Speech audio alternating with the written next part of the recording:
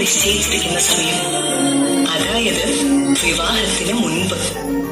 Gabriel മാലാഖ പ്രത്യക്ഷപ്പെട്ട് ഇങ്ങനെ പറഞ്ഞു: മറിയമേ, നീ ഗർഭം ധരിച്ച് ഒരു കുഞ്ഞിനെ പ്രസവിക്കും. ദൈവപുത്രനായ ആ കുഞ്ഞിന് ഈശോ എന്ന് പേരിടണം. ഇതാ കർത്താവിന്റെ ദാസി, നിന്റെ വചനം പോലെ എന്നിൽ നിറവേറട്ടെ. നസ്രത്തിൽ നിന്നും യൂദയായിലെ ബെത്ലഹേമിലേക്ക് അവർ ഒരു യാത്ര നടത്തി.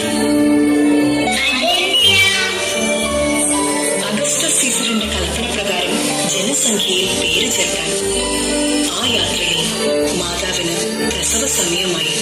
അവരൊരു പുൽത്തൊഴുത്തിലെത്തി.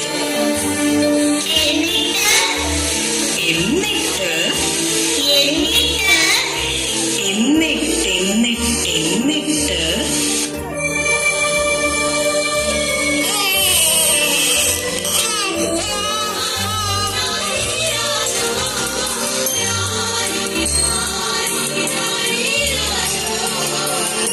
മാതാവ് ഈശോയെ വെള്ളക്കച്ചയിൽ പൊതിഞ്ഞ് പുൽത്തൊട്ടിയിൽ കിടത്തി.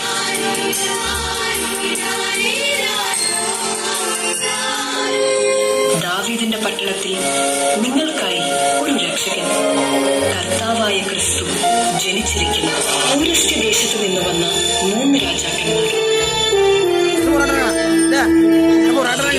ഉണ്ണിയെ തേടി ജെറുസലേമിലെത്തി. കിഴക്ക് അവർ കണ്ട ആ നക്ഷത്രം, അത് അവർക്ക് മുന്നിൽ നീങ്ങിക്കൊണ്ടിരുന്നു. അത് ഉണ്ണി കിടക്കുന്ന സ്ഥലത്തിന്റെ മുകളിൽ വന്ന് നിന്നു.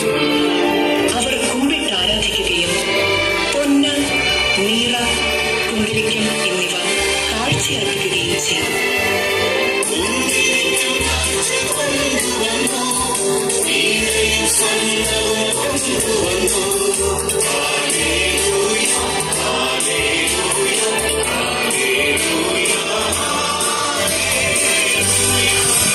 കുഞ്ഞ്